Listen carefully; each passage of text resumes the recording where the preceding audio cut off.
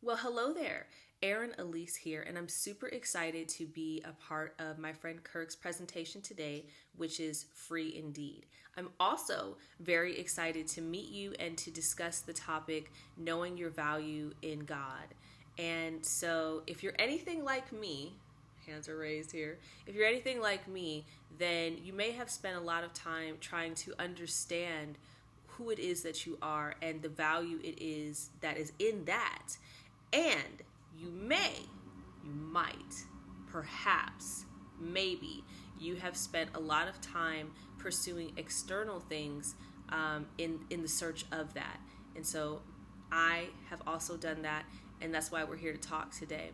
So, what are external things? External things are things like relationships, degrees, job titles, associations, anything that society says, hey, this is valuable and you should be a part of it because it makes you valuable by doing it. Now, these things alone by themselves are not bad.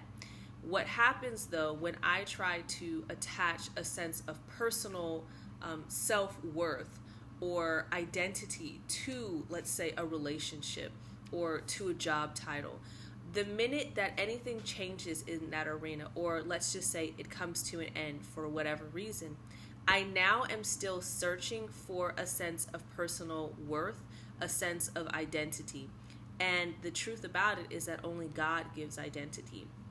So let's just call this side the world side and this side God's side. So on this side, we are constantly in pursuit of validation, right? But the thing about this side is that people's opinions change all the time.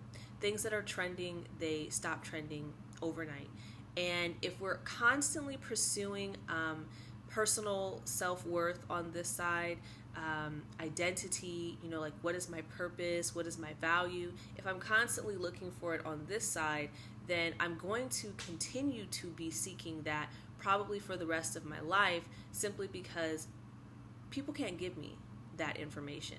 No relationship can give me that information. No job can give me that information.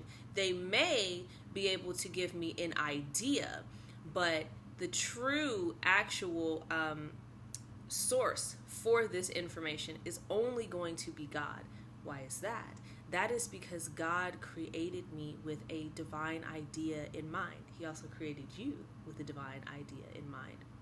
And so that divine idea can only be, I can only be reconnected to that idea when I come into communication with God. And so that would look something like, God, who did you create me to be? How is it that you see me? Psalm 139, written by my boy David, you may or may not be familiar with him, but he has this beautiful exchange with God. And he's basically talking about how God created and formed him, and how God just knows every single thing about him. And so when we get in touch with this side of things, when we get in touch with the God side, and we say, hey, I want to know who you created me to be. I want to know what you know about me. I want to be in relationship with you. I want to know who I am. We tap into something that is, one, eternal. Number two, it is non-changing. It's never changing. It's never shaky. God is not going to wake up and be like, yeah, I changed my mind about that thing that we were going to do in regards to you. The thing that I wrote since before the beginning of time about you. Yeah, I changed my mind. Sorry. We're going to do something else. No, God is not going to do that. But guess who can? People can do that.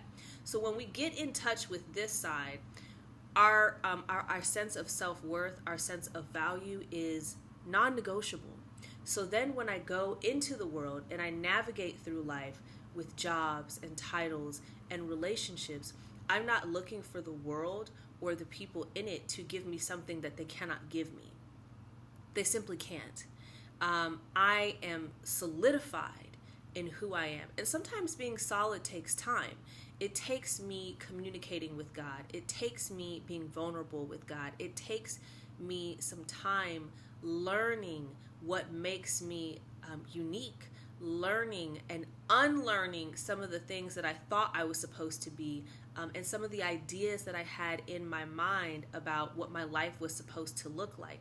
And so once I can kind of just detach from this enough to tap into this, what I find is something beautiful and something that I won't have to negotiate with others. And so my hope is that today, that each and every one of us who are watching this video or who happen to hear it would take the time to sit with God and ask Him, who did you create me to be? How is it that you see me? And spend some time in that space. And I believe, I'm going to borrow this from Kirk, I believe that if we take the time to do that, that we actually will be free indeed of this side of living, the side that constantly leaves us exhausted, constantly leaves us seeking and searching for something that people and the world simply just cannot give us. So I hope that we get to stay connected.